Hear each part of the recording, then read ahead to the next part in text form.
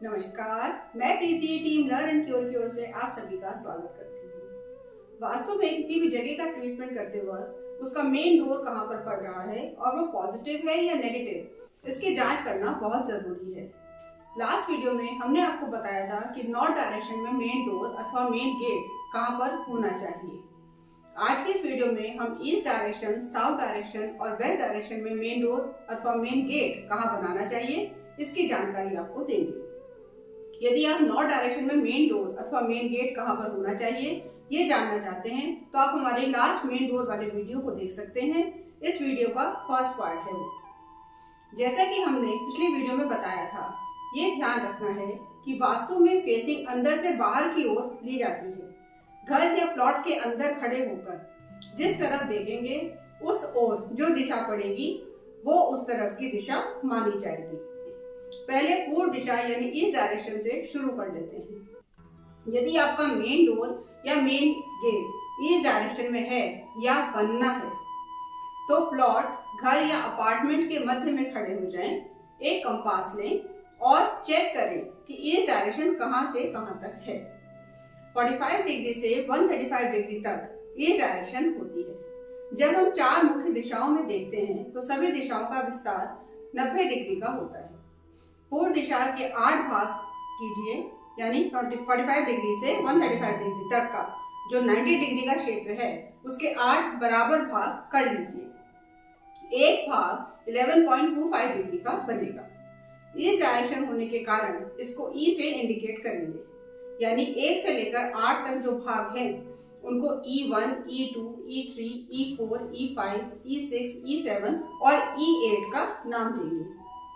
इनमें से E3 और E4 जहां पर पड़ रहे हैं वहां पर आपको मेन गेट और मेन डोर बनाना चाहिए।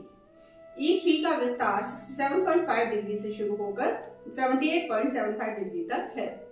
इस क्षेत्र के देवता जयंत हैं। E4 का विस्तार 78.75 डिग्री से शुरू होकर 90 डिग्री तक है। इस क्षेत्र के देवता इंद्र हैं। आप दोनों पोर्शन यानी E3 और E4 को मिलाकर भी मेन गेट और मेन डोर का निर्माण कर सकते हैं। चलिए अब बात कर लेते हैं साउथ डायरेक्शन की।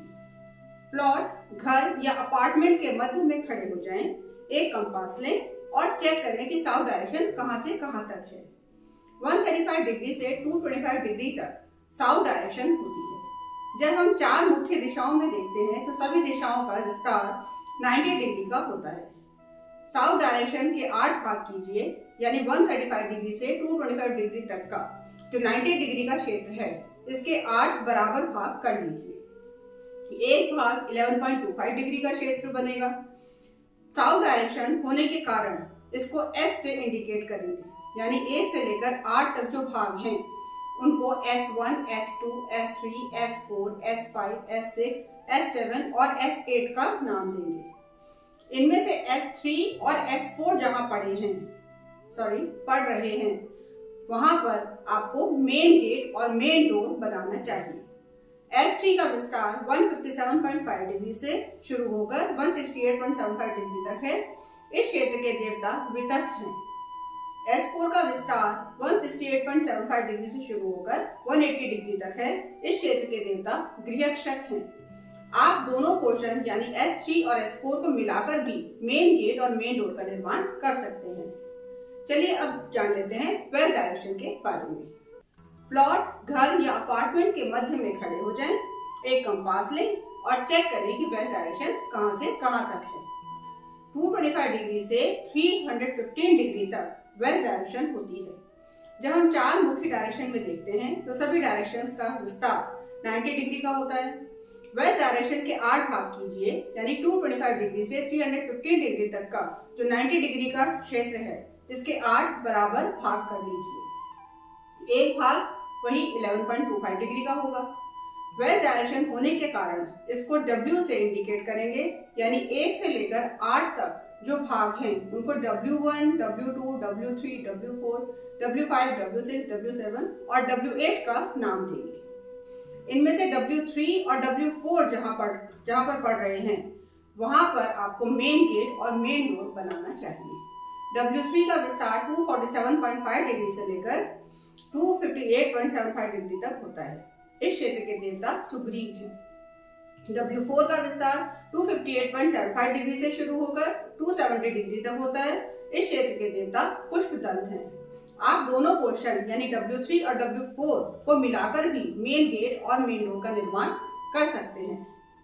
एक बात जो ध्यान देने योग्य है वो ये है कि किसी भी सूरत में मेन डोर 202.5 डिग्री से 247.5 डिग्री में नहीं होना चाहिए। तो आज के इस वीडियो में हमने जाना कि मेन डोर कौन सी डायरेक्शन में और कहां पर होना चाहिए। उम्मीद है आपको हमारी वीडियो पसंद आई होगी। अगर आपको हमारी वीडियो पसंद आई है तो वीडियो को लाइक कीजिए, शेयर कीजिए और कमेंट कीजिए और आगे की वीडियोस को जानने के लिए हमारे चैनल को सब्सक्राइब कीजिए और हाँ, नोटिफिकेशन बेल को जरूर प्रेस कीजिएगा ताकि आने वाले वीडियोस की नोटिफिकेशन आपको टाइम से मिलती रहे।